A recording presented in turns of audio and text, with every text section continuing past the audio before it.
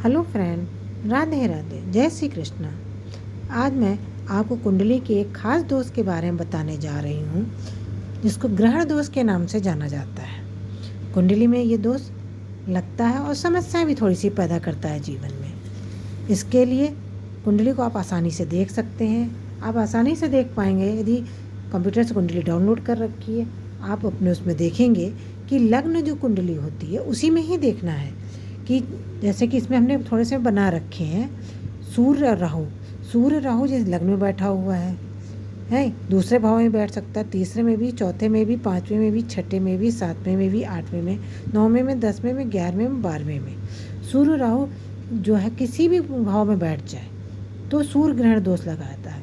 इसी तरह सूर्य और केतु भी यदि एक ही खाने में बैठ जाए, एक ही भाव में बैठ जाए तो भी सूर्य ग्रहण दोष लगता है। ये यहाँ पे भी बैठ सकता है सूर्य केतु, यहाँ पे भी, यहाँ पे भी, यहाँ पे कहीं पर भी बैठ जाएगा तो सूर्य ग्रहण दोष ये भी लगाता है।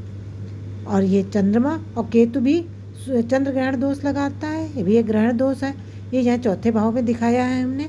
ये यहाँ पर भी बैठ सकता है, यहाँ पर भी, यहाँ पे कहीं पर भी चंद्रमा केतु बैठ सकता है, किसी भी भाव में बैठ सकता है, तो भी ये चंद्र ग्रहण दोष के नाम से जाना जाता है। और चंद्रमा और राहु मैंने 10वें घर में बैठाला है। ये चंद्रमा राहु 10वें घर में बैठ सकता है, पहले में, 12वें में, 11वें में, दूसरे में, तीसरे में, चौथे में, किसी भी भाव में बैठ जाएगा तो भी ये ग्रहण दोष ही कहा जाएगा। ये सूर्य से लगने वाला दोष है। सूर्य के साथ राहु बैठ जाए या केतु बैठ जाए सूर्य ग्रहण दोष लगाता है। चंद्रमा के साथ राहु या केतु बैठ जाए तो चंद्र ग्रहण दोष लगाता है। ये कुंडली का एक दोष है, ग्रहण दोष के नाम से इसको जानते हैं। ये कोई बहुत बड़ा भयानक दोष नहीं है, लेकिन यदि इसका उपाय ना करें तो विवाह में समस्याएं और देरी पैदा करता है।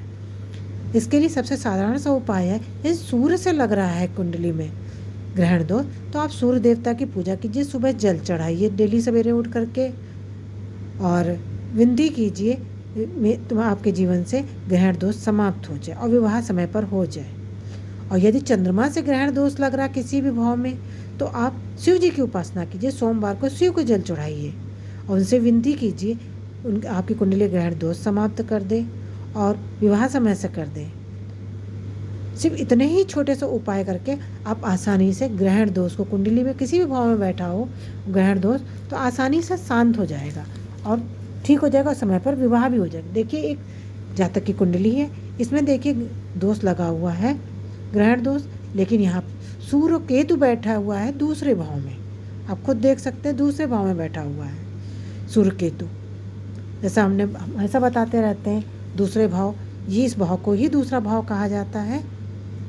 तो इसमें जो है ना बैठा हुआ है सूर्य केतु, तो इस सूर्य से लगने वाला सूर्य ग्रहण दोष है। इसमें सूर्य देवता की उपासना पूजा करने से सूर्य ग्रहण दोष को समाप्त करते हैं और जीवन को खुशहाल बना सकते हैं, समय से विवाह कर सकते हैं। सूर्य देवता से विनती कर सकते हैं कि आपका जीवन का ग्रहण दोष मिटा दें, खुशहाल जीवन दें। बस दोस्तों, आज के लिए बस इतना ही। राधे राधे, जय श्री राम।